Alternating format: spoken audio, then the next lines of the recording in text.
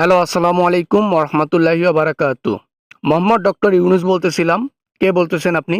ওয়ালাইকুম আসসালাম ওয়া বারাকাতু। স্যার, আমি শেখ হাসিনা বলতেছি দিল্লি থেকে। হাসিনা, তুমি আমাকে ফোন করছো কেন? তোমার তো এখানে ফোন করার কথা না।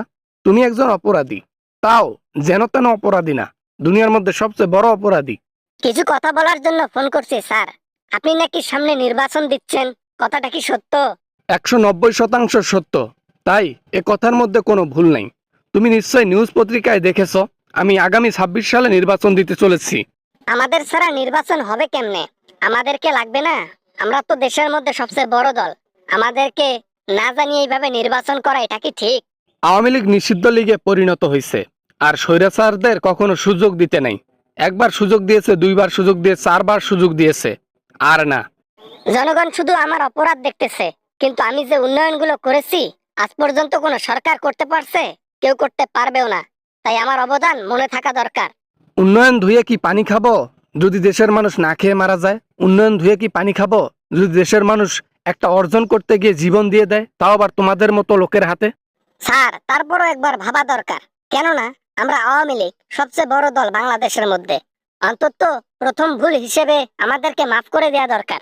একজন দেশদ্রোহী, একজন সন্ত্রাসী, একজন স্বৈরাচার, একজন গণহত্যাকারীকে কখনোই দেশের মানুষ ক্ষমা করবেন না। আমিও না, জনগণও না। তাহলে কি আমরা দেশের মধ্যে আর চান্স পাবো না? আমাদের নির্বাচন করার সুযোগ থাকবে না? আমাদের জীবনের সবকিছু এখন পরিত্যাগ করতে হবে? একজন জঘন্য অপরাধীকে কখনোই সরকারের পারমিশন দেওয়া উচিত নয়।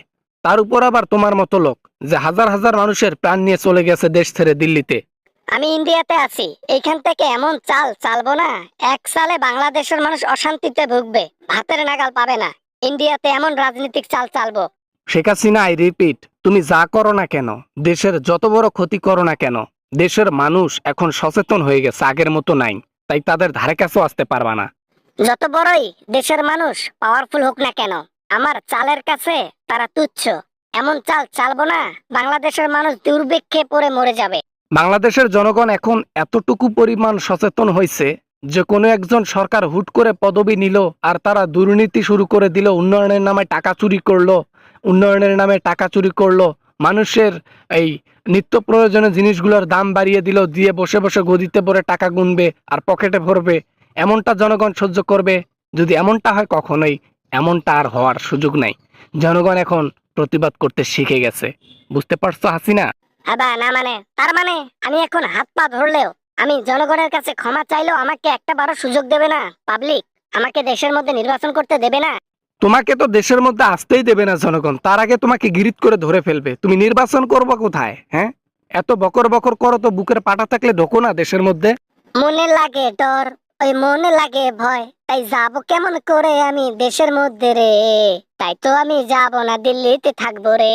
দিল্লিতে বসে থাকো আর মোদির সাথে ওই শুয়ে শুয়ে থাকো, এই ছাড়া তোমার আর কোনো কাজকর্ম নাই। ওটাও জেলের চাইতে কম কিছু নয়, চার দেয়ালের মধ্যে বসবাস করা। সবাইকে দেখে নেব একদিন, একদিন প্রতিশোধ আমি নিয়ে নেব, জনগণের কাছে, তোমার কাছে, সবার কাছে। মনে রাখো, হাসিনা হার মানবে না কোনোদিনও। এই জন্য বাসার মধ্যে ভাত রান্না করছো, খাওয়ার পর্যন্ত টাইম পাও নাই, তাতেই জনগণ অ্যাটাক করছে। আর তোমার আন্দা ভাতে গিয়ে পানি দিছে, আর সেই পানি দিয়ে পান্তা খাইছে জনগণ।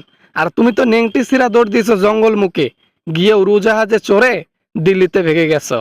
দেশে আর ফিরিও না, ফিরলে আর যাইতে পারবা না।